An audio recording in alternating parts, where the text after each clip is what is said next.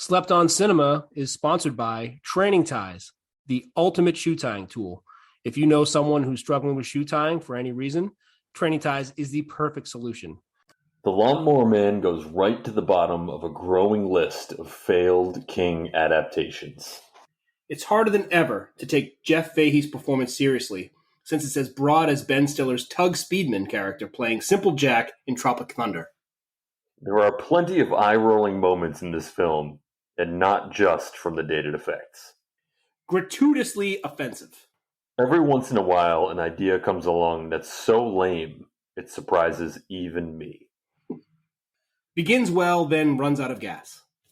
Pierce Brosnan made a few stinkers before he became 007. Notable mainly for the fact that Stephen King sued over the use of his name.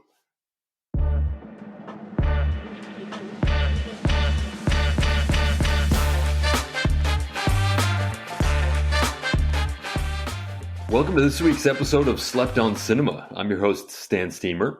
And I'm Grove Street. This week we're getting into the 1992 virtual reality thriller, Lawnmower Man. And it is the second installment of our back-to-back virtual reality double feature. And man, this movie is awesome. VR double feature and director double feature. We sometimes talk about movies being ahead of their time. This guy, I feel like, was just like living 20 or 30 years ahead of everybody else. Like, he saw the future and made movies that I think some people probably weren't ready for. Oh, absolutely. He is making movies like Marty McFly playing his high school prom, and we just weren't ready yet. Wait 30 years, your kids will love it. Exactly. It's like he saw everything that was coming around the corner and like packaged it up into an incredibly entertaining films. The guy's genius. I really love that we went headfirst into VR, and this is one of the few times I hadn't seen the movie before we did the podcast, and I'm so glad that we did this because this really falls under what we talked about before, where some people may not consider this a good movie, but this is a great movie. Yeah. It may not be good, but it is great. Yeah, I'd seen it. I'd only seen it once. It was a long time ago, and I think now with the tech advances and just how much of a role that technology and social media, like all these things that are just a massive part of your life that can kind of change your brain, exists in the world, didn't exist the first time I saw it. And I feel like this movie had a totally different impact when I saw it this time than the first time I saw it. Oh, yeah. I'm excited to get into it. As always, our podcast is structured so that the first half of the podcast is spoiler free. Talk about some things to look for in the film, take a break, go watch the film, come back, talk about what we just watched. And all the films, like this one, are at or below 50% on Rotten Tomatoes for both critics and audiences. And I do feel like this one, maybe if it was just a fresh start, if people just watched it right now with where we are with the world and technology, and people could get off their high horse about dated graphics, and people just focused on like what kind of a film this is and the story and what it's talking about, I feel like there's no way this would qualify. I mean, this movie, the themes, the writing, it's amazing. It's so ahead of its time, and it pushed the envelope. And a lot of times what happens with technology is it looks pretty silly because they didn't have everything ironed out years later. But if you did grow up in this era, it's not like it looks that crazy or terrible, because I was playing video games that looked like this back at the time. Like, these are the type of graphics that were available for this type of movie. And if you don't let the CGI graphics distract you, you're going to have such a great time. Right. I feel like it's also important to remember this is like, I hate the word like a period piece, but this kind of is. Like, this came out in 1992. This isn't now. This movie takes place in 1992, and the graphics look like what the graphics look like in 1992, and that's fine. Like, no one goes and is watching a movie from the 40s and they're like, oh, this is in black and white. Like, I shouldn't watch it. No, that's what they had in the 1940s. So what's the difference? Yeah, graphics were terrible in 1992. Yeah. It's standard def. There's no phones. There's no HD. There's no internet. There's no VR. Like, you want the news, you open a newspaper. You're getting mail. Like, you're not even faxing people. Yeah. It's a different era. Yeah, the internet at that point is just basically a bunch of chat rooms. It's AOL chat rooms. That's it. Yeah. Right. It's Prodigy. It's It's AOL. It's all these things that nobody even knows exist and don't exist anymore. Yeah, do you have a JPEG of Tiffany Amber Thiessen from magazine cutout? Let's get to the rotten premise here. The eccentric Dr. Lawrence Angelo puts mentally disabled landscaper Job Smith on a regimen of experimental pills and computer-simulated training sequences in hopes of augmenting the man's intelligence. In time, Job becomes noticeably brighter and also begins to fare much better with the opposite sex. As he develops psychic powers, he realizes that those around him have taken advantage of his simplicity his whole life, and he plots a bloody revenge. Critics, 37%. Audience, lower at 31%. Makes no sense. No sense, but you're right. I think if this came out a little bit later, people weren't even ready to deal with the topics. It was so out there. People weren't even ready to deal with the topics that they were talking about in this. So I'm glad it's low so we got to this movie because I got to say, this is one of the most fun movies we've done so far. I completely agree. And I watched it a number of times, and every time it got better. Every single time I watched it. I don't know when to say this about the movie, but this is the type of movie where it's okay. Like, you want to watch it with somebody who appreciates it, but it's okay to have like a Mystery Science Theater 3000 thing going on. It's okay to like make a couple comments and joke about, there's some funny parts about this movie and you'll know about it when you watch it, but you don't want to watch it like picking nits saying that wouldn't happen. It's fun to watch it with somebody who also loves the movie, but also can like keep it light and make fun of some parts that are a little silly. Absolutely. I mean, it's a movie for everyone, right? And you're watching it, enjoy it however you want to watch it. There's whatever you want. It's just a really enjoyable film. I can't believe how rewatchable this is. Like talking, I don't think I've had as fun watching a movie than this that we've done so far. And this is about 40 episodes in, and yeah, it's such a good time. Give it a little bit of background. So this came out in March 6th, 1992. It opened number 2, so another killer opening weekend for it. Opened behind week 4 of Wayne's World, which is, I mean, all-time classic. You can't expect any. It doesn't count. Yep. You've thrown that.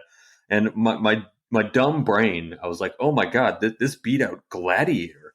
Gladiator was number 4 this week. And then I was like, oh, wait a minute.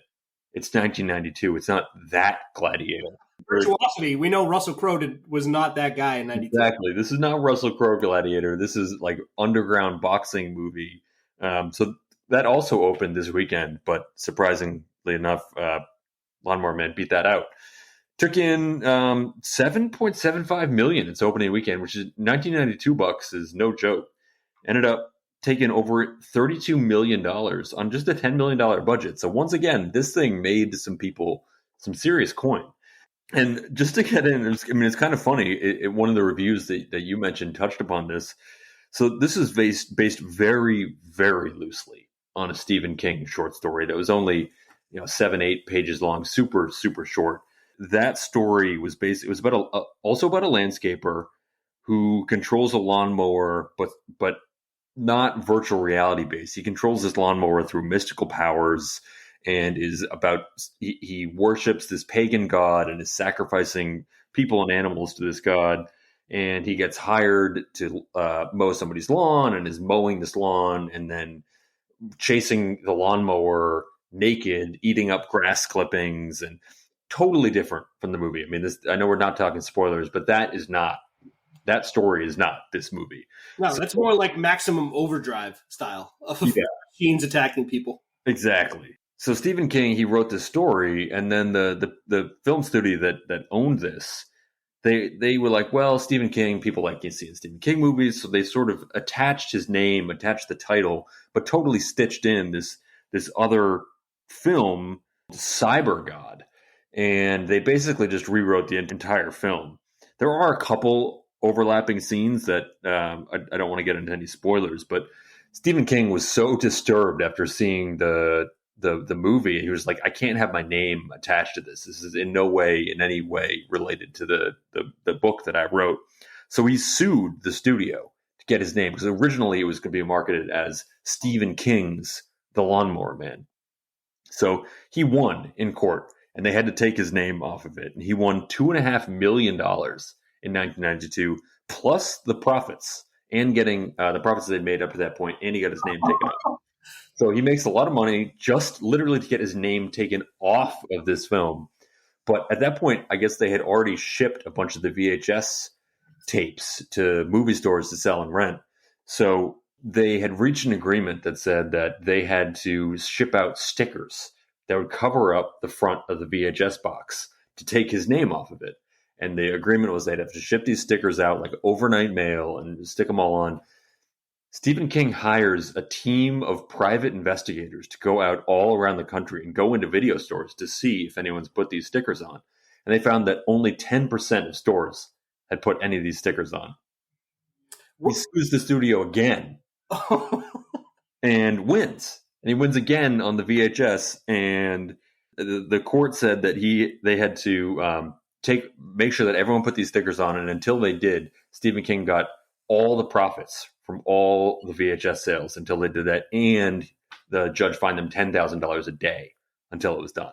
Wow. So Stephen King went through a lot just to get his name taken off of this, which is, I don't know how much it had to do. I feel like it had a little bit of just like sort of ownership is my guess, that it was just different from what he had, because the movie's awesome. I don't think he was necessarily taking a stand on the film itself. He was just saying it wasn't his. Yeah, the movie was awesome, but it had nothing to do with his short story. Mm-hmm. There's Birdbath, and maybe that's it.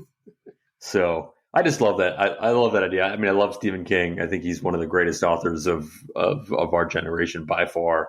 And I love the idea of just hiring private investigators to go hunt down to see if this movie studio has been putting these stickers all over the place. And they hadn't, and he caught them. That's even better. As a former video store clerk, I can imagine that slipping through and not putting on the stickers. That's very feasible to me that the staff at all the Blockbusters were not putting the stickers on the movie. Oh, yeah. I mean, you're also trying to rent movies. And it's like, yes, King sells movies. Like, it's kind of tough to sell, like, Lawnmower Man. Like, what is that about? Is it a landscaping how-to? The title may come up later. It is a great title. All right. I have a huge list of these, but I'll try to cut it down. I'm the same way. This movie, the Bolo list is just unbelievable. Yep. Just like Virtuosity with the same director, like every scene, I find myself having to not write notes down. Absolutely. All right, we'll start with first Bolo. Be on the lookout for opening text with a slightly excessive amount of time to read it. A lot of times you might have to pause, read the text. Don't pause. Just read. You have time. I appreciate that. And I almost wish that it had a little disclaimer that says, don't worry, you have some time. Because I always feel a little bit stressed. Like, oh my God, there's the text. I need to read this as fast as possible. Maybe I don't have the remote next to me. And it's a little bit stressful. But this one's nice and relaxed. Yeah. My reflex is pause. Every single time a movie starts with text, I pause. If it's Star Wars or whatever, I got to pause and play a few times because it's scrolling. Mm-hmm. And I did that with this, and I hit play, and I'm like, I just keep waiting, and it takes a little time. So, I mean, you know my preference that I want someone to read it to me. It should be narrated in every instant, but that's another gripe for another day. I am going to go with Bolo, the color blue. There's just blue all over this movie. So much blue. Bolo monkey POV. I'll follow this right up with Bolo lawnmower POV. I don't think we've had many inanimate object POVs. And there should be more because it's awesome. I'm going back to the credits. Bolo, lots of opening credits lingering. 7 minutes into the movie, there are still opening credits where, like, including the director say he directed the movie for a second time. Yeah, I feel like at this time they hadn't quite figured out how to open a movie with credits yet. They were just like, I don't know, keep it going, I guess. I will go with Bolo. And this is something that, as a child watching a lot of movies, I expected to be more prevalent in everyday life throughout the rest of my life. But Bolo a flask. Like, flasks are really overrepresented in movies, I think. I totally agree. I thought everyone walked around with flasks just because it's in so many movies. Maybe especially in this time frame. I Yeah, don't. if you were an adult, you had a flask. Yeah, if I worked with someone and they have a flask, I feel like there might be an issue. Nobody's like sneaking sips in at State Street anymore. Bolo picking a lock. Love that. Absolutely love that. I'm gonna go Bolo cigarettes. This is a great smoking film. Great smoking film. I'm gonna keep going on that. Bolo smoking in bed. Yes, love that. I'm gonna go Bolo a zoomed in zoom. Bolo an accent. It's a great one too. Out of nowhere. It might disappear here and there. Enjoy it while you can. I will go Bolo, and this is our second. The director clearly is a wrestling fan, but Bolo WrestleMania. Yeah. Bolo smoking at a gas station. And Bolo a suit straight out of Tron. Bolo sweat. And this kind of goes with that. I want to say Bolo evil bald people. Bolo inventing a planet. I'm going to go Bolo blobs. Some great blobs in this film. So great. Bolo shirtless lawn mowing. I'll go Bolo overalls, which also are sometimes shirtless. Yes, yes. Sometimes only with one strap on. Overalls. Bolo Hank from Breaking Bad. It's such a great. It's not a cameo because he's a huge character in this, but it's like, has he always been that age? It's like he's the same age in this as he is in Breaking Bad, and yet this came out 20 years earlier. Yeah, he looked the same age. There's those people who just look like Morgan Freeman, I think, has looked the same age for 50 years. Yeah. Hank, zero change except for the accent. This was kind of the era for it, but I'm going to say Bolo an earring. Just one. Just one. Bolo funny noises when someone is using the VR. I'm going to go Bolo some crazy chairs. So crazy. Bolo beers in the medicine fridge. I mean, if it's cold, you got to keep your beer. I'm going to go Bolo some head petting. Bolo flirting with chewing. I will go Bolo a really solid thermal kill. Oh, great kill. Bolo title line usage. Mm-hmm. It pops up. I mean, how can it not? How could it not? I'm going to go Bolo a belt. Watch out. Very used belt. Bolo, one of my favorites. Maybe my second favorite Bolo. I was waiting for this. Bolo, the mainframe. And not only the mainframe, a diseased mainframe. This, I'm willing to say, is our most mainframe film yet. Which is crazy because we started off with the net. Yes. But the this number is of times that they talk about the mainframe in ways that I'd never even considered before is amazing. And at one point, we may go inside the mainframe in this movie. We might. Brace yourselves. I will go Bolo, another sort of just maybe the tail end of this era, but Bolo shoulder pads. Bolo, something soft and something hard. I'm going to go Bolo eyes. There's a lot that goes on in the eyes in this film. It's a big eyes movie. Bolo, a car stereo. Mm-hmm. A lot of really great car stereo audio CD player. I had to look up when CD players first went into cars because I was like, wow, this is 1992 and there's a CD player to watch for. Well, you could also bring a CD player into your car. Mm-hmm. All right, I could go on forever, but I'm just going to go my last one. Bolo, phones ringing. I have that one too. Yeah, I got a bunch. I'll do a couple real quick. Bolo Penance, Bolo the kid from Last Action Hero, Love Bolo a Gabby Cop, Bolo a gasoline punch, it. Bolo a tongue kiss, and Bolo a floating head. Oh yeah, can't miss it. And it's Bolo a first tongue kiss. Yeah, yes, first tongue kiss.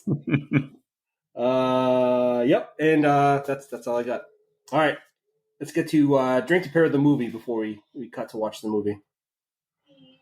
So this one was one that seemed obvious to me, but depending on where you are in the country, I'm not sure how available this is. But there is a particular beer. It's from the brewery Peak Organic Brewing. It's called Fresh Cut.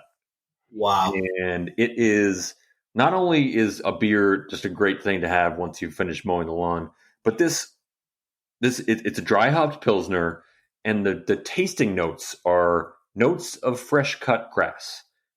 And it's an absolutely delicious beer. It does have a little bit of that fresh cut grass taste. So I think get yourself a 6-pack of the Fresh Cut from Peak Organic Brewing, crack one open, and it's like you're standing right next to the Lawnmower Man.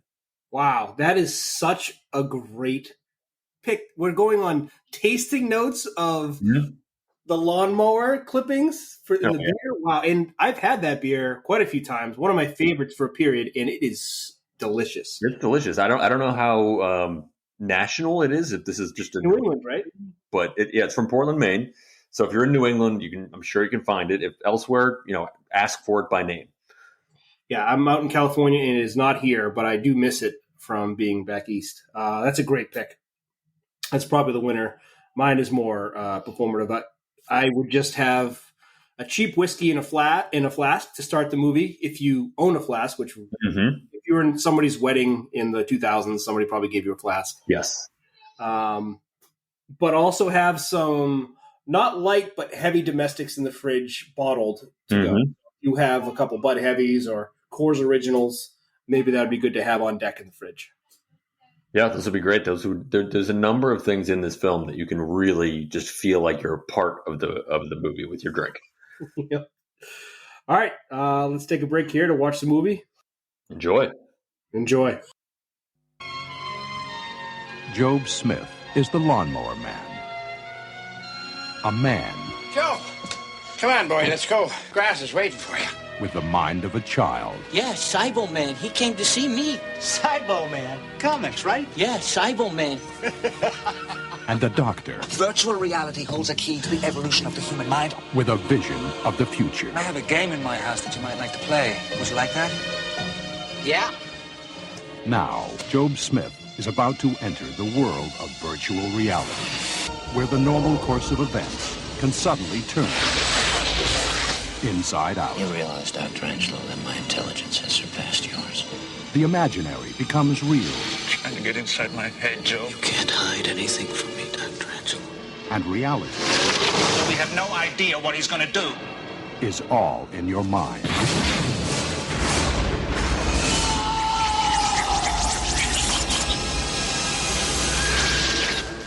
The Lawnmower Man. Slept On Cinema is brought to you by Training Ties, the ultimate shoe tying tool. If you know anyone who's struggling with shoe tying, Training Ties is the perfect solution. Or if you know anyone who just doesn't like tying their shoes, Training Ties keeps shoes tied all day long. Say no to Velcro and yes to independence with Training Ties. Welcome back. That was one of the most fun films we've had. And I know we said this about Virtuosity. I think this was even more fun than Virtuosity was to watch. Hell of a thing. This movie somehow was more fun than Virtuosity, which is ridiculous to say. This movie is on a pedestal, really. I just found myself giggling with joy a few times during this movie more than I have with many other movies. Yeah, I watched it with my wife, and she was sort of like, really? We got to watch Lawnmower Man? And then after, she was like, that was better than I thought it was going to be. Well, is that because you didn't tell that Pierce Brosnan was in it? Well, she saw that Pierce chest hair and just it has a way. There's Brad Pitt eating during the movie, and then there's Pierce showing off his chest hair. Both are required when they're in a movie. I mean, best chest hair in Hollywood. Got it. But we'll send Burt Reynolds. Burt Reynolds, yes, obviously. I mean, he's the OG. I can't wait to get into this. You have the first pick in our draft. So this is so many choices. Yeah, this is another one just like Virtuosity, where I feel like I just have so many draft picks because there were so many elements of this film that were just fantastic that I could go any number of directions. But I do think that for me, I do have a first overall pick, and it's kind of overarching. But my first pick is just the overall virtual reality theme and the way they portray virtual reality as this potentially devastating and corporate driven, profit driven, government driven just thing that sort of gets put out in the world without people thinking about what its true impacts are. And I think that was really the most impressive thing about the film generally. It's like we have this thing, it's about virtual reality, it's about changing people's brains, it's about all these different things that happen that people are just trying to get an edge. They're trying to, whatever this government team is trying to do. And we don't really know exactly what they're trying to do. And it kind of doesn't even matter. But it's just, if you look at like the world today with social media and all these sort of like the virtual reality worlds they're trying to create and the gamification of like every element of life. And they've done studies that show that all that interacting with computers and technology does actually change how your brain works. And this is calling that out. This is saying, hey, we have these games, we have these other ways of interacting that will actually change your brain chemistry. And that's real. And this was decades before anybody realized that was a thing. But you swap out the sort of shady government contractors here with now in our world, private corporations trying to get people hooked to whatever their technology is. And it's not that different. I think that that's probably the best thing that this movie does is it just kind of shines a light on that and makes you think about our interaction with technology in a really interesting way. Yeah, this focuses on VR, but VR could just be said for like, you can include internet and technology when it says this movie is here to warn you about the possible problems of all this advancement that we're seeing now. I mean, we have a friend who got rid of his smartphone because it was affecting his life too much. Like, this was already warning of the possible problems that technology can bring to us. And in opening credits, it said some people were worried that it's similar to mind control. And when you see people scrolling on their phone, it's like Batman. Batman Forever with the box, right? You become a zombie and you're just scrolling. And it is a form of mind control. So this movie was way ahead of its time, which makes sense that people didn't understand that this movie's warning about the terrors of something that they didn't already know about. Like, mainframe wasn't a word they knew about, and yet they're being warned about the possible problems of the mainframe and internet and technology and VR. Yeah, people weren't ready for this when it came out because it was warning of something that they couldn't imagine. So, what good is a warning in that instance for most people? Yeah, you said there before that there may not have been a clear-cut number one pick, but picking the VR, I think, and that's the obvious choice.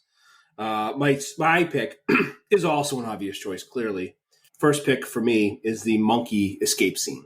Oh, it's amazing. This is what I was talking about at the beginning, where the credits are still rolling during this. And after this entire scene, the credits continue to roll. It's insane. But the monkey escape scene had just what you talk about, the VR gamification view with the thermal scan and everything that the monkey was looking at. It makes it look so fun, and it changes it. So, like, he blows the guy's brains out, and it's through like the game view and not like the real life view. The key card swiping I found very entertaining, very laughing a bit with that. And the monkey getting popped in the back of the head just as it was going to reach freedom and reach the exit. So heartbreaking. That whole entire scene is just like, if Lawnmower Man is coming on and the credits are starting and you see that text, watch for the next 7 minutes. That monkey escape scene and how Pierce feels it coming. He could feel that something happened to the chimp. One of my favorite scenes that we've had on the show. And it's also, I love how they're talking. Pierce has like a very obvious connection with that monkey. He has one of the greatest lines I've ever heard in any of the movie. Screw the political assholes. He's the best chimp I've ever had. You just imagine the writers writing that and like, yes, I've nailed it. And then Pierce delivered it in this just brilliant way. It's an amazing line. He crushes that line. You're absolutely right. And because of that, I know he probably should have got first billing, but I gave it to the monkey scene because that's just like nothing I've ever seen before. Mm-hmm. I've seen Pierce and other things, including the movie, including Dante's Peak that we've had on the show. So I had never seen a monkey escape scene. That's why he got first pick for me. But second pick, Pierce Brosnan. I didn't know he was in this movie.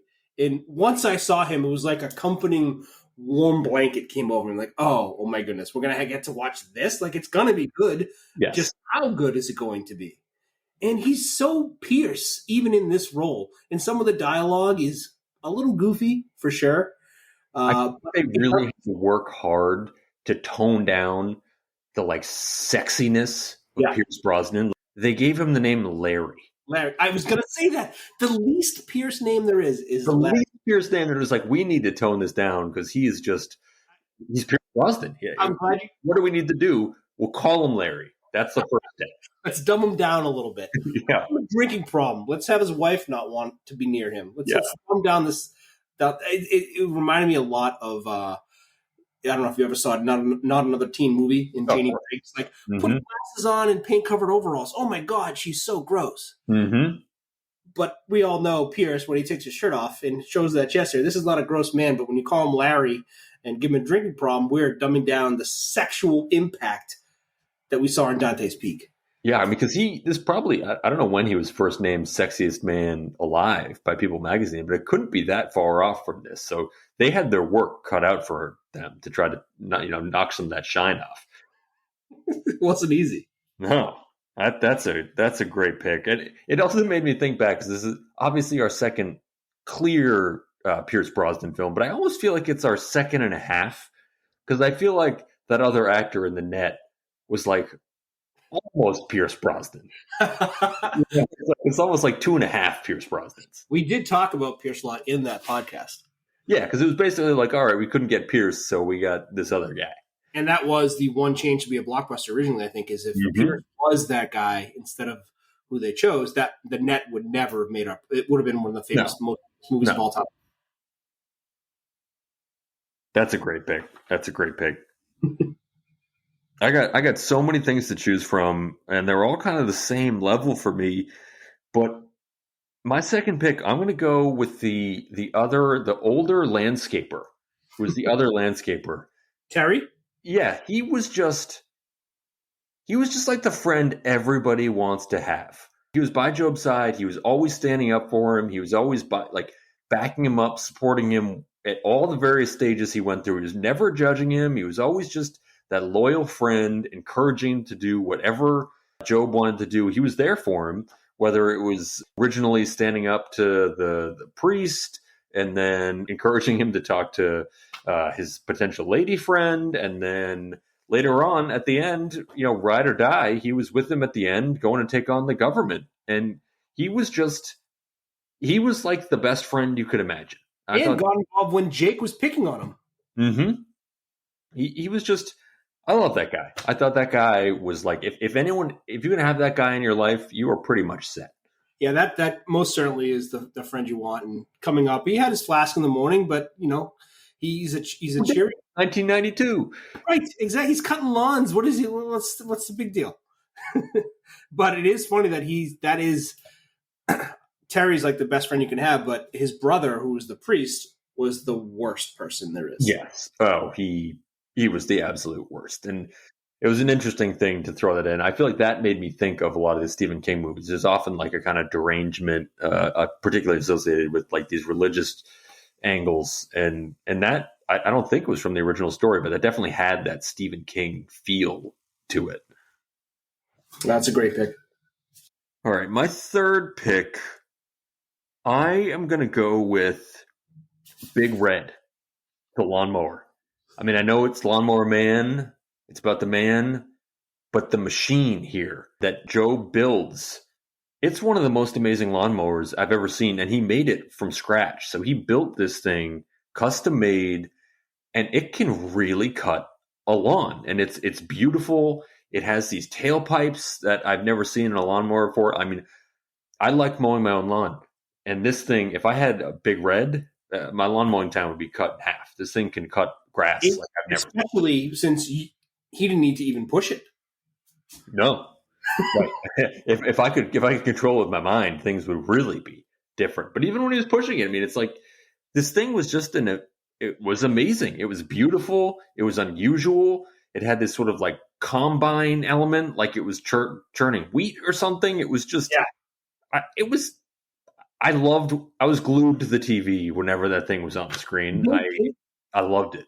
They gave some kind of like, I know it's the director's cut. There's even a longer director's cut that's like 142 minutes. And I imagine it's more lawn cutting. But there are some scenes that are pretty long of Job just enjoying using Big Red. Mm-hmm. And he's very meticulous. He's like watching every angle. And then Big Red being used like it was to kill people too. Like it and kill people. One of the best scenes in maybe movie history when the lawnmower went in to kill the abusive dad. Oh, it was amazing. Such an incredible scene. It was amazing. We got so much of that lawnmower vision, which was I loved that being POV to the lawnmower. Lawnmower POV is genius. Genius. And that was sort of one of the things that stuck true to the original Stephen King movie or short story, where in the original short story, the lawnmower did attack in that story, it was the original person who hired the Lawnmower Man. And in that instance, he was sacrificing the person to this god that the Lawnmower Man worshipped. So obviously different rationale, but similar concepts. So that part did stay true to the original source material. Was Big Red also the name of the bad guy in the prison in Virtuosity? Was his name Big Red? Oh, yeah, I think you're right. Yeah, I think Big Red was in both of his movies. Interesting. Yeah, strange. They kind of shoehorned the Virtuosity Big Red guy in there, but it's clearly a pattern. I wonder if it was do they still make Big Red? Is that gum still a thing? I wonder if they were involved. Do people chew gum anymore? I used to buy Big Red all the time. I don't even know if people chew gum anymore. I don't. All right, so this is my third pick. Gosh, I got a list of like 10 here. I'm going to take The Neighborhood. What an active neighborhood. Oh, yeah. Good Lord. Like, first of all, this isn't just like cutting lawns. This is a landscaper, like you said. Mm-hmm. You're there almost daily. And at this one house, we have that abusive family with the kid and the wife next door. And then we have the sex bot who's just can't stop staring at Job and flirting with him, and they get together. That's all within this one like front yard or backyard of Pierce's amazing home. Yeah. Yeah, it's an amazing little enclave. And all this interaction between homes happens before, internet and VR. I don't talk to my neighbors. I would hate to do that. I don't want to know their names. And this society that existed before the internet or whatever, people are aware of their neighbors and are waving and are involved in their lives and maybe taking their wives if the husband passes and absorbing their families. Mm-hmm. It's all happening because no one's using VR. Yeah, this world is not a Grove Street world at all. No, not at all. That's a great pick. It's a very active neighborhood. It's a lot of colorful characters. I was going to take this at some point, but I'm running out of room. But also the neighborhood cop. I thought that neighborhood cop had some of the best lines in the film, and it was one of those characters that if you're looking for who's having the most fun in the film, it was him. Like that cop, he just talking about body parts in the bird bath and the hell of a thing, which came up earlier.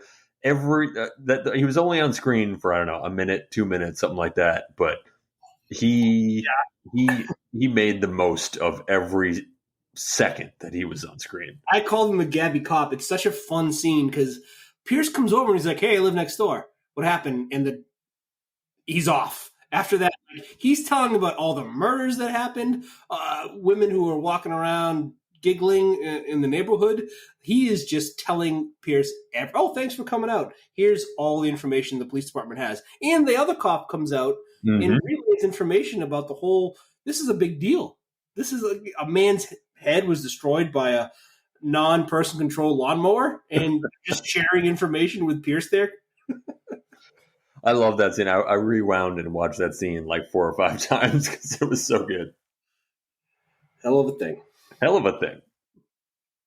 I'm not going to pick it, but this is a way of me being able to talk about it without picking it, is the Job's lifeless, dusty, deflated corpse. Desiccated, sucked out corpse in the gyroscope at the end is amazing. Right when he went in and his body just goes, it just sucks in and becomes just like something Indiana Jones would discover. Mm-hmm. But that's what would happen. That's a scientific fact. When that you go into the mainframe, that's what happens. Your soul goes in there, I think is what happened. Yeah, the whole thing. So I didn't pick that. What I am going to pick is my favorite part of this movie, which is Job's murder spree. Oh, it's glorious. Oh my goodness, those 3 murders starting with you love comeuppance. Love comeuppance. And everyone got it. Everyone got it. The Father McKean got it, and then it was mowing Jake's brain, which I can't tell if it turned him into a vegetable or it killed him. I don't think he was dead. I think it was worse than death. I think it was some sort of vegetable situation. Okay, cool. Yeah, that's what I thought too. And then the lawnmower killing the abusive dad and just chasing him around his own house. It took. Actually, I'll get into this later, so I'll leave that there. But Job's murder spree, the trio of kills that he had before he made it to the shop. Yeah, that's a great pick because that whole scene was sort of when the movie hits its. I don't know. It finally becomes what it's meant to become. Yes, for that whole scene. He is the Lawnmower Man at that point. He is the Lawnmower Man. He was Job before that, and that's him as the lawnmower. Mm-hmm. That's a great pick. I'm going to go for my sleeper pick. This comes up here, and this is just always phenomenal. But whenever someone offers you a glass of cold lemonade, that's just pretty much the peak of existence. There's nothing better in this entire world than someone offering you a cold glass of lemonade. Do you get that much? Are we talking like our? I don't. I wish I got it more, but when I do, it's like absolutely I'd like a cold glass of lemonade. And here, there were obviously some additional things. Yes. With that offer, which are I'm sure I've never had a glass of lemonade quite like that. No, but even just a regular run of the mill glass of lemonade, someone's offering it to me on a hot day. There is nothing better in life than that. You have a lot of simple tastes. So, I mean, you love general stores, you love county fair, you love some lemonade. Let's just be a community and have fun. I understand how the lemonade would do it for you. Yeah. And not even for the reasons why she was bringing the lemonade. She was only bringing the attract. Yeah. It's just lemonade. It's nice that you offered me a cold glass of lemonade. Thank you. Yeah. I also do have an anti-pick as well. Don't always have this, but one of my biggest pet peeves in my entire life, and this comes along with the sort of de-sexying Pierce Brosnan. At one point in the hotel, they give him the most stretched out neck hole on a t-shirt I've ever seen. And I as you know, it's almost basically the anti-glass of lemonade. There's nothing I hate more in life than a stretched out neck hole. Like if I have a t-shirt and the neck hole gets a little stretched out, that thing is gone. That is trash. I'm looking at your t-shirt now. It's very non-stretched. Like that's still intact. The thing is pristine. That is pristine, absolutely.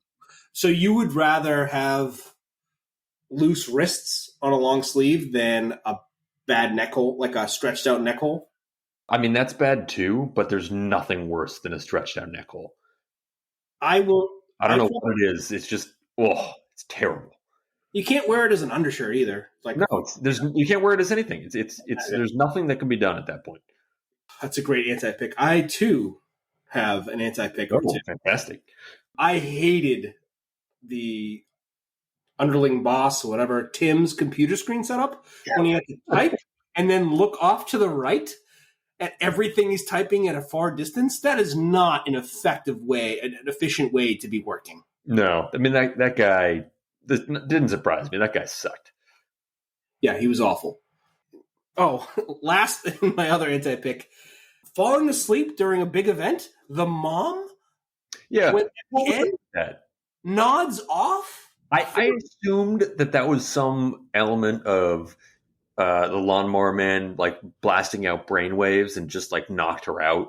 I assumed there was something there that maybe it was a scene that got cut or something. There's no way she just didn't affect Peter, her kid, at all. Because utilized that time to run into the building. Into the building that was about to explode. Peter set the bomb 15 minutes. It wasn't like they were in there for 5 hours. Yep. Just maybe stay awake for. You'd think you could, but who knows? But she had a lot going on at home, so I get it. Yeah. A couple other just honorable mentions before we get out of this. I loved Pierce just stirring a drink with his finger. I think that's just a pro move. You got to stir your drink. Everyone, you got nothing to do. Use your finger. I love that.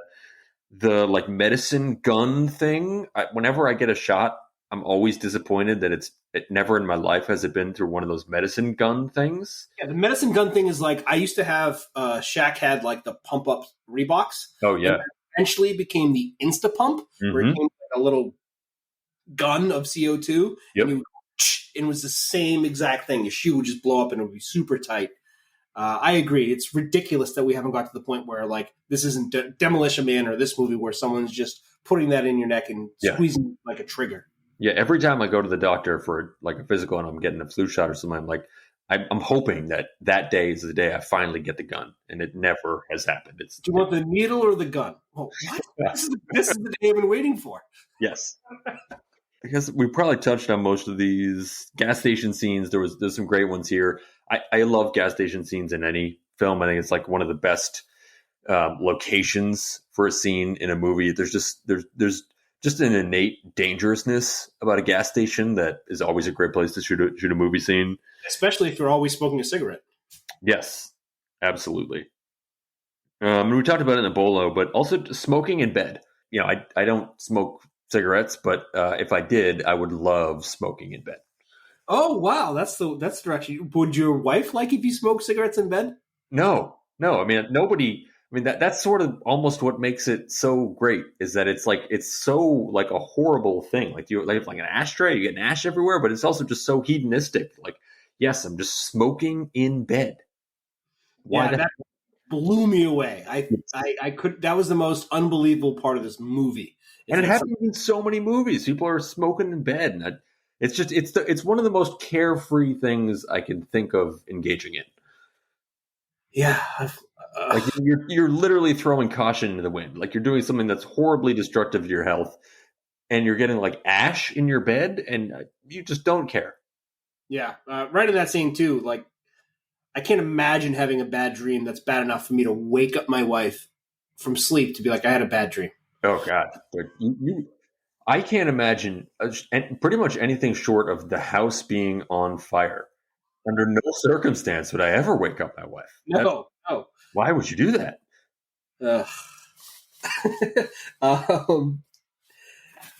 Yeah, those are some good honorable mentions. I have one other one too. I just thought the attire and the clothes in this movie was some of the best we've ever had. I mean, whether it's Joe dressing like a cowboy or Simple Jack or like he's from Tron or Pierce's outfits, like the attire in this movie are in the gas station attendant with the same bandana and Harley Davidson t-shirt every single scene. Yeah, I mean it was rare you have a movie where all the attire is so intentional for a very specific point of each character. It was brilliantly done. I'll make this quick, but whose house do you choose? Pierce's house in this, or the Time Cop house with Van Damme? I mean, the Time Cop house, I loved the exterior. I loved the roof, obviously. But I loved the basement in Pierce's house. That basement was... because it's not one of these fancy, like, redone basements. It was kind of like an old school. It's still a basement, but you can still hang out and do your own thing down there. So I'm taking Pierce's house here. Because I That's love crazy that. because I think Time Cop House was our best house prior to this movie. Yep. I mean, it's certainly our best roof to this day. Oh, it's definitely best roof still. Yeah. But the basement's just amazing. I can't turn that basement down. All right, let's move on to our superlative for this movie, which is our favorite VR scene. I'll let you go first. There's so many good choices. There's so many choices, and it's apparently 24 minutes of not just VR, but of sort of computer graphics scenery in this film, which at the time was the most there had ever been in any movie ever. And one piece of background that I thought was really interesting when I dug into this a little bit was they designed the props for the film, like the rigs, like the crazy chairs where they were on originally in Pierce's basement where they're playing the games and they're sort of in a prone position, and the gyroscope. They designed all that and then had the computer graphics designers set up the VR worlds. And they designed the games and all the simulations based off of the rig setups that they had for props. So then when you're watching that, you're like, oh, you see them on these chairs or they're stretched out on their stomachs, and then the games are them sort of flying in a prone position. It all ties together in this way that like makes a lot of sense and is really cool when you see it that way. Like, that they really thought this through, which is amazing. That resonate. I mean, I felt that watching the movie, like when they were in that flying game. It's pretty cool that they're lying down with like joysticks in their hands and not just like sitting in a chair. Yeah, and that was just they like, okay, we have these chairs. What can we do to make this feel like it should feel? And they nailed it. There's so many things to choose from. 24 minutes obviously is a lot, but I do think there's just an obvious pick here. It's the virtual sex dragonfly monster. I don't know if it's all one scene. I'm going to call it one scene. Primal goo. I'm stuck in the primal goo. That scene is unlike any scene I've ever seen in any movie. And I'm sure that's what most people think of when they think back to this film. And maybe they think so in some kind of, it's dated way. But I thought that scene was just amazing. It showed you so much about the Job, what he cares about, what he's doing. And then also just he sort of, it gets away from him in an important way when he loses control of what's going on in the virtual reality. You see this other sort of more menacing side of him that's coming out. And then just the fact that they turn into a dragonfly. Like, why the hell not? Makes no sense. And that monster that he became. And then we got POV her getting whatever was happening to her from the monster he became in VR. Yep. Yeah. A lot of good POV. Probably our best POV movie we've ever had. I think it's got to be. Yeah, this is the number one. Yeah, that scene was bonkers. And it started with like him reading her mind saying like, ooh, you got some crazy fantasies. Mm-hmm. And the fantasy she definitely was not having was going into a VR setup to not touch each other to become a dragonfly. My superlative for favorite VR scene. This is tough. We'll give maybe one honorable mention if we can after. But I got to go with Job and Larry in the mainframe. The battle. The battle in the mainframe. I'm just anticlimactic, like, and then an arm goes through him, and then they show Pierce like kind of falling in the VR, but we're not even sure if he's hurt or not. But Pierce had cut off the link to the outside world, so he's trapped within the mainframe. Cool idea. We've never seen this is the first time on this podcast, or maybe in any other movie, we're inside the mainframe. Yep, we're inside the mainframe. I loved all that access denied, access denied, access denied. It was visually representative of like how these sort of like attacks work. Like they just like hit, and try to find a weak spot. And it doesn't matter if you keep getting denied. And as you see at the end, he ends up finding it an outlet. And it doesn't matter how many times you fail. You only need to succeed once. Yeah, that scene was absolutely amazing. And so I think a lot of the minutes, what does he say, 24 minutes? I think a lot of it was wrapped up in that final scene there. But An honorable mention was those virtual hornets that accompanied Job to. Oh, yeah. Good. I mean, that was just amazing. And they were leaving the security guards alone until they went by, and then the one security guard had a shotgun and was like, all right, let me just pepper these hornets, and then I mean, it's like real life. If you just leave the hornets alone, they're probably not going to bother you. You start shooting them with a shotgun, you're going to have a price to pay. If you're with your wife and daughter and there's a hornet flying around, is your goal, do you preach composure and non-movement, or do you hit it with a hat? So it's a very relevant question because we're down the Cape on Cape Cod this weekend, and there's been bees. It's a big bee season. I don't know. There's been bees everywhere we go, and I'm very much just like, let the bees do their thing. You don't bother the bees don't bother you, and that pretty much always works out. Like your bees don't want to sting you. They don't want to. They're just doing their thing. Just let them do their thing, and they'll go on their way. But we were at an outdoor restaurant, and there was another family with some young kids who clearly were on the other end of the spectrum. And they just start flipping the fuck out. They're like swatting around with hats and like a book, just like swatting. I'm just like, man, like you're ruining this for everyone. Like now I got some angry bees. Like it's not just your problem now. Now it's my problem. Bees think I hit them. Right. They don't know they're bees.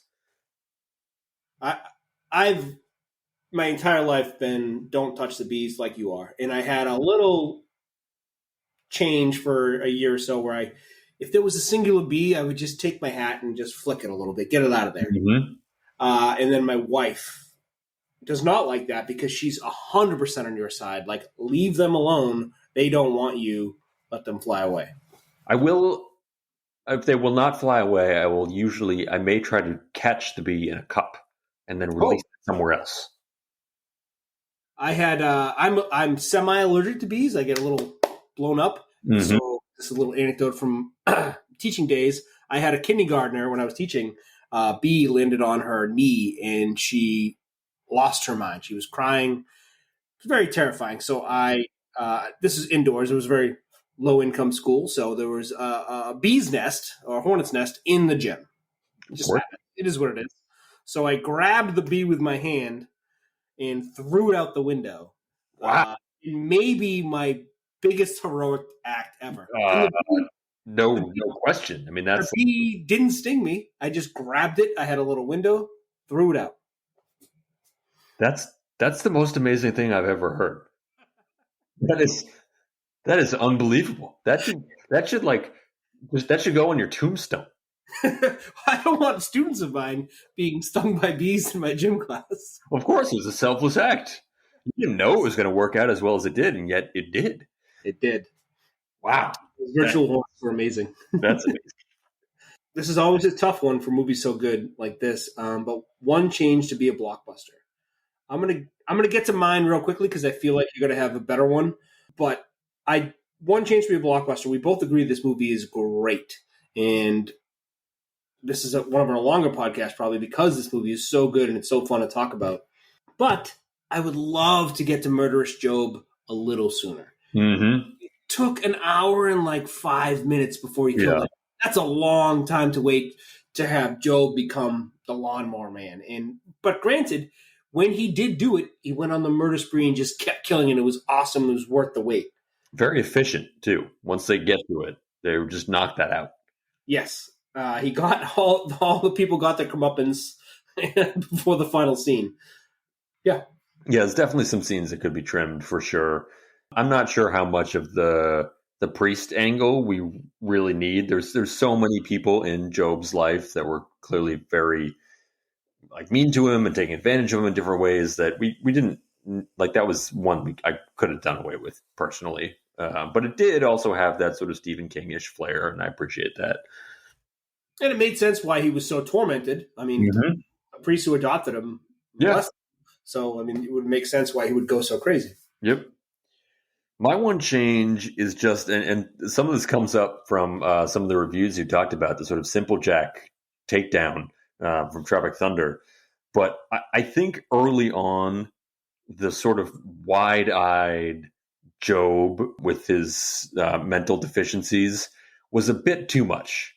I think that you didn't need to go to the extremes that they painted Job in his, again, mental deficiencies to show his progress. I think it was a bit of a caricature. I mean, it was an extreme caricature, and I think you could have gotten to the exact same effect without that extreme caricature, the hair, the eyes, the composure, all of that. I think you tone that down just a touch, and people take the film a lot more seriously. Because I think that if you're watching the film and you see that, it knocks you off a little bit, especially now watching it. You get sort of like the Dumb and Dumber vibes, you get the Simple Jack vibes. And I think if you tone that down just a touch, it doesn't need to be like a whole big change, but just tone it down. Just maybe the hair is not as crazy, or the wide-eyed nature of his expressions. Just dial that back just a hair. And I think you still get the same effect. And I think people take it a little bit more seriously or realistically or whatever it is. Yeah, totally agree. But once again, just like with the VR and the graphics not being like, or internet not really exist in 92, there wasn't as much knowledge about this stuff in 92. Totally. So it was pretty awful what was being said. So yeah, I think obviously if this movie was made now, it would look totally different, especially that role. And in 1992 is just a very different time. That's over 30 years ago. So it's tough to judge movies from a different era based off this era's standards. But that wasn't one that jumped out as a movie watcher today. But back then, that wouldn't have jumped out at all. Not at all. Yep. And what I didn't pick for One Chance to be a blockbuster is I wish they varied the kills when Job was killing people and turning them into little spinning dipping dots. Every like there was like 4 or 5 that were just the same animation. Mm-hmm. Come little balls that go and they spin around and they die. It would have been cool to see some other things he did besides that dipping dot thing. Yeah, it's almost like they ran out of like VR money and it like, well, we got this one dots move. Let's just keep going with that. We'll just put a different face on this one and do the same animation. All right, spin-offs. All right, I'll go first again because I don't have much because this is all I want. I have written here on my notes just simply the rest. Like I wanted my spin-off is just the next. I know they made a second one, and I haven't seen it. I haven't looked up anything about it. I assume it does what I'm asking for, but I mean, Job is the internet now. Yes, he controls everything. 2001, everything begins, as he said, which was pretty poignant too. Like 2001, people were online. That's a lot years after. It was a brilliant ending the way they set that up, with just. He's now in the internet. The phones ringing across the world was just a great ending. I thought that was just like a very visceral way to show what he's become in a way that people in 1992 could relate to. You know, like phones were the whole thing. That was how you communicated. Now, maybe it wouldn't be as much, but that was sort of like a way to convey the breadth of his reach in something that in 1992 was really tangible. So my spin-off idea, and this is similar to some things I've had before, where I think, especially with a virtual reality based film like this, give me virtual reality viewpoint of several different characters throughout the film, and just let me see the film like 6 or 8 different ways from the different characters. Like give me Job the whole way through the movie. Give me the Hank Schrader's character all the way through the movie. Give me the lawnmower all the way through the movie. So he's Hank Schrader's like the reverse zoom. It's his view looking at the boardroom. It's his view looking out. You're trying to get a sense of like not what we saw in this movie, but like, I don't know. He's obviously a complicated character. He's got a lot going on. I want to know what he's dealing with. And give me like all the different angles of what's going on in this film, but make it through VR so I can strap on goggles and like be that character and get like all these different angles of the film. I think this would be a great film to do it with, especially given the content, and it'd be fantastic. Imagine if they like re-release this movie now that people have VR headsets and you could be different characters from the movie and watch the movie or be a part of the movie from the POV of that person. And what if you're the lawnmower? Just the whole movie. Be awesome. And it wouldn't have to be like maybe the lawnmower scenes are only 20 minutes, so you're only 20 minutes to lawnmower. But I want to see it. Yeah, I would definitely put on my goggles if I had them and be the big red lawnmower. Yeah, make it happen. That's a great thing. All right, this was awesome, but do you have any notes that we didn't get to? Let's see. Because I have one that's grinding my gears a little bit. Let's hear it. I hate, in the beginning, Tim's told Pierce Brosnan, like, the quote is, "This is how things finally get done in this world." And I hate when someone tells me how the real world works. It's true. Yeah. Cannot stand that somebody else has the gall to tell me how the world works. In like just to say that in like some small specific situation. That's how the world works. Arbiter of like what is real, and I'm somehow living some fake existence. I've been living in this world too, bro. Like that's not the tact you can take with me. So I hate that. That's great. Yeah, because it's one of the most smarmy asshole things you could say. That's how the world works, buddy. Yeah. It's like, yeah, I know. I'm alive, too. I also am experiencing the world. I think I covered most of the rest. I mean, this movie was just a lot of fun. I think it was, as we talked about a lot, way ahead of its time, and I think says some really interesting things about our world and how the world really works today. Absolutely. Without shoving it in your face. Let me get a couple more notes out here really fast, if you don't mind. I've watched Always Sunny through many times, so I just kind of see the world through that lens. And I got big time Charlie vibes from the episode when he becomes smart or doesn't. Mm-hmm. And he's listening to two different things in his ears. He's like, I just realized I have two different ears. I have 2 ears. I can listen to two different things. And he's listening to like two different talks in his head that are not being absorbed. But when Job just was getting smart and he had the stereo CD player in the car and he was listening quick, I absorbed the rhythm of everything just from a sample. He's just listening to like 5 seconds of the song. I thought that was amazing. Like, I get the song now because I heard 5 seconds of it. Do you think the Japanese title for this movie, Virtual Wars, is better than Lawnmower Man? I mean, I just love the simplicity of Lawnmower Man. I love the intrigue in it, and it's just a whiff of what the movie's about, yet it really, I feel like, puts you in a certain place. So I'm going to stick with Lawnmower Man. Me too, but I do think the name Virtual Wars is cool. I agree. But this isn't it. Totally agree. Larry's character, Pierce, trying to get out of trouble when his, I think, wife? Yeah, I'm not sure what the relationship was there. Yeah, was leaving, or wasn't leaving. She came down and was like, I thought you were going to take me to the city. And he first blames her for not reminding him, then apologizes, then initiates sex. Like, he's doing everything to get out of trouble that he possibly could. It's also, I'm going to say, going into the city, overrated? Very overrated. But it's unfortunate when you tell someone we're going to the city. And yeah. Once you set expectations, you got to stick with that. But maybe just don't suggest going into the city in the first place. No, definitely not. And I think... What is, last thing, what does Tox debt mean?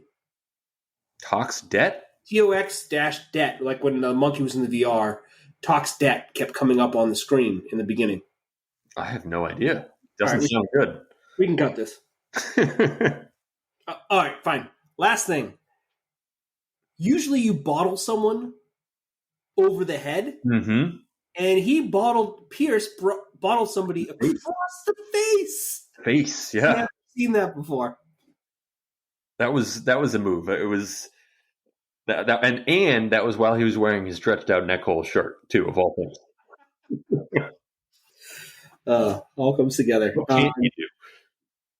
Next up, we have our second Jean-Claude Van Damme film of the podcast. We're going into Sudden Death, the movie that is almost too wild to believe it exists, and yet it exists, and it's fantastic.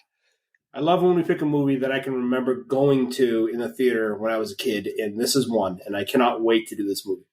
This movie also has, I feel like for a while, it's kind of a trope in movies that people are always firing guns or throwing things or trying to shoot down helicopters, and it has almost no effect. This has one of the greatest helicopter takedowns in any movie I've ever seen. So I can't wait to talk about that. Wow. What a lead in. This is awesome. All right. This was such a good movie. Probably one of our longest episodes, but for a good reason, because this was a great movie. It was a great film. I hope everyone else enjoyed it as much as we did. All right. Later. Later.